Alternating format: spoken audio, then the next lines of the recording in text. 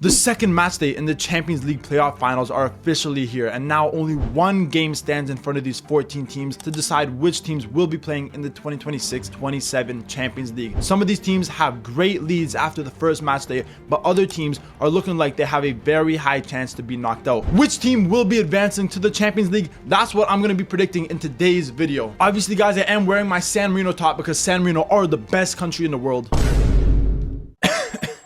Never mind. Which team will advance to the Champions League and which team will be knocked out and head to the Europa League? That's what we will be talking about today. As always, remember to leave your predictions in the comments down below and I'll be sure to reply to every single comment. And as always, if you're not subscribed to the channel, what are you doing? Press the subscribe button. We're almost at 11,000 subscribers and I can't do it without you guys. But without further ado, let's get right into these predictions. Starting off with the first match, we have Bodø Glimt against NEC Nijmegen. Obviously, in the last video, I was pronouncing it Nijmegen and everyone was flaming me in the comments, so I have figured out that the proper pronunciation is Nijmegen, and they're coming up against Bodø Glimt, who in my opinion are probably one of the better teams in this Champions League finals playoff, and I think they're a very strong team, especially when they play at home. As you can see in this game, Bodø Glimt do have the home advantage. It is being played at the AS Primera Stadium in Bodø, and in my opinion, this may be one of the toughest stadiums to go to and play. We've seen it so many times in recent years. Even if we just look at last year's Champions League, we saw the likes of Man City, we saw the likes of Atletico Madrid,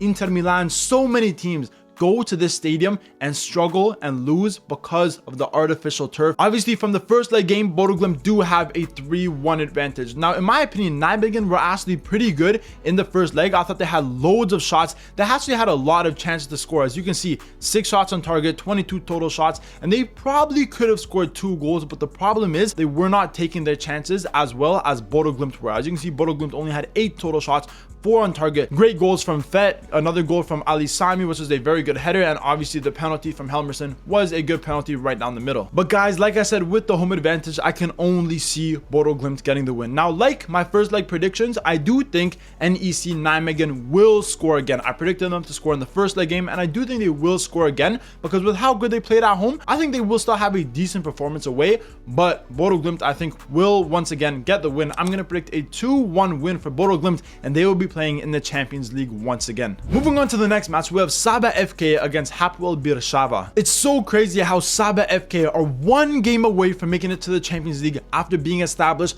for 7 years. Guys, this may be the youngest football club in Champions League history. Now, sadly for Sabah FK, in the first leg game, it did end in a 2-1 win for Hapoel Sheva. Sabah FK started off strong. They scored in the 60th minute, but Hapoel Sheva, they scored the 2 goals later on in the game, and to be honest, it was the deserved result. I thought they were the better team, much better in possession, much better in terms of passing accuracy. They had 18 shots with 7 on target. They probably could have scored another goal, when on the other hand, Sabah FK, I feel like they were kind of lacking in front of net. Now, they did have a couple really good chances. As you can see, this chance right here, it was a very good header, but a very good save as well. So they had a few chances, but at the end of the day, they just were not good enough on the night. But now Sabah FK have the home advantage. This game is being played in Baku at the Tofik Beramov Adina Respublika Stadionu. Okay, I think I pronounced it right. I don't know. Now Sabah FK do have the home advantage, and that is a very big advantage because if you look at obviously the last match, it was playing in a neutral ground. There wasn't a high attendance. In this game, there will be a much higher attendance. I know all the fans from Azerbaijan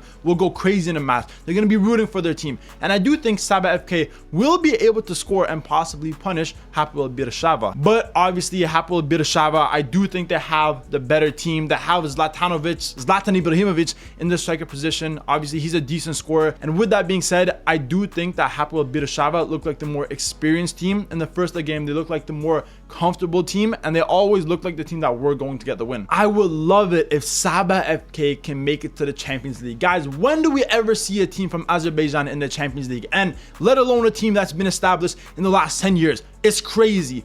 But with that being said, I just don't think they have enough to beat Hapoel Sheva. I'm going to predict a 1-1 draw, and with that being said, on aggregate, Hapoel Sheva will advance. Moving on to the next match, we have LASK against Celtic. Celtic, I think, are a very good team, and I do think they are the better team in this matchup against LASK, and I actually think they're probably one of the better teams in these Champions League final playoffs.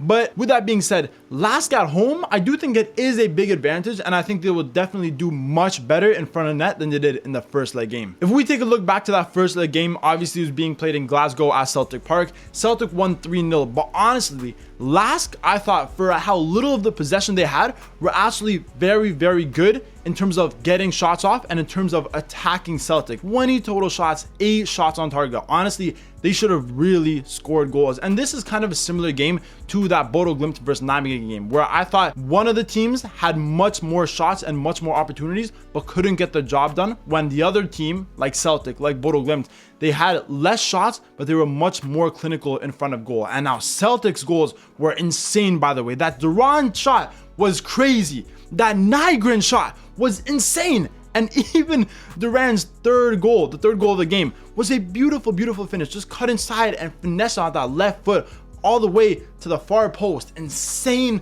shots, insane goals by Celtic. But with that being said, they were the more clinical team. But LASK, I do think, have a very, very underrated team. And I do think they will get the goals that they struggled to get in that first leg game. With that being said, I'm going to predict a draw from this game. I think LASK will get a surprising result against Celtic. I think it will be a 2-2 draw, but obviously on aggregate, Celtic will advance to the Champions League. Moving on to the next match, we have Athens against Levski Sofia. In that first leg match, I was very impressed by Levski Sofia. Now, I do think Athens are the better team, but with the home advantage for Levski Sofia being played in Bulgaria, I predicted a draw from that game. I thought that Levski Sofia were going to have enough to keep it as a draw, and that's exactly what happened. It ended in a 0-0 draw, and Levski Sofia, yes, maybe they weren't the better team, but I thought it was a very, very 50-50 match. As you can see, guys, if we look at possession stats, we look at total shots, and we look at even the momentum of the game, both teams had different swings of momentum throughout the game. I will say that Athens probably finished off the game better, but I thought that Levski Sofia were very, very good.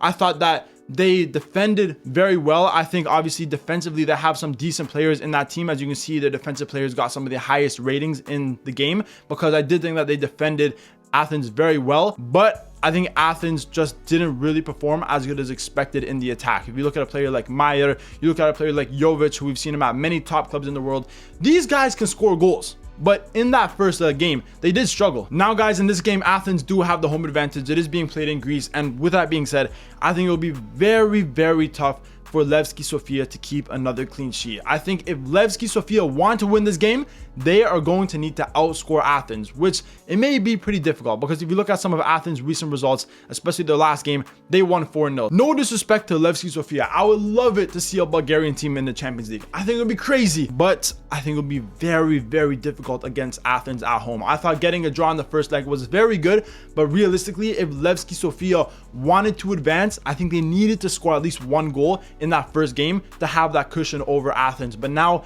going back to Greece, 0-0 draw in the first game, I think Athens will probably be the more confident team. With that being said, I'm going to go with a 1-0 win to Athens, and they will advance to the 2026-27 Champions League. Moving on to the next match, we have Lyon against Fenerbahçe. I expected Fenerbahçe to win at home. Lyon, I think they have a decent team. They have decent players.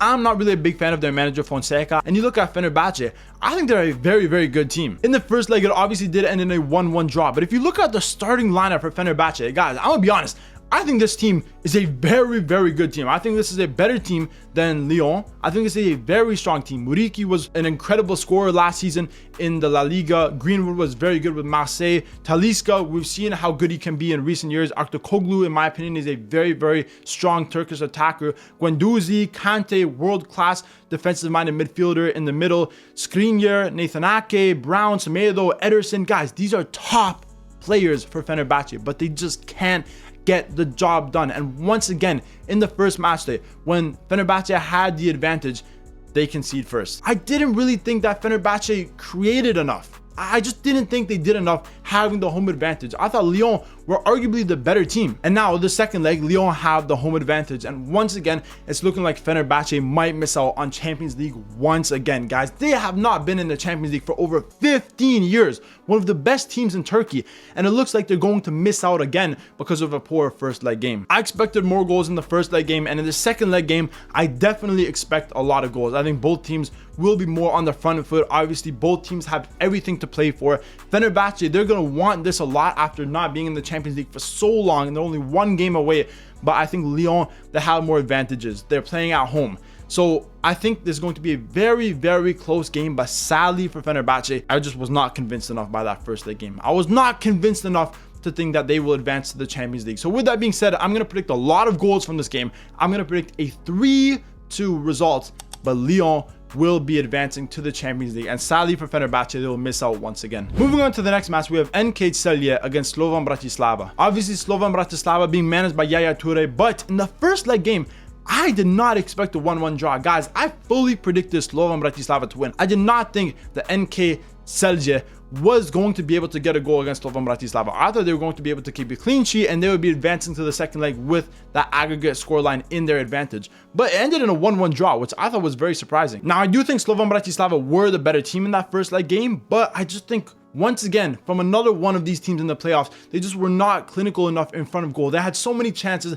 They had a lot of good spells of possession, but they just couldn't finish the ball in the back of the net. And now going into the second leg game, obviously Celje have the home advantage, and that is a very big advantage, but I still think that Slovan Bratislava should advance, guys. Honestly, they've been in UEFA competitions in recent years. They have more experience. I think they should win this game. I think that if they concede multiple goals to NK Celje, that would be a very, very bad performance by Slovan Bratislava. But once again, I still have a feeling they might struggle a little bit. So I'm going to predict a 1-1 draw after full time. It goes down to penalties, and in penalties, once again, with the experience, I do think Slovan Bratislava will advance to the Champions League. But at the end of the day, either one of these teams could realistically advance. And finally, the last match we have is Viking against Dinamo Zagreb. I want to start off by talking about that first leg game, because in my opinion, that was probably the craziest game in the first match day, guys. Oh my gosh. Defensively, both teams were a mess. I don't know what the hell was going on with the defense of these teams, guys. If you look at both of these teams,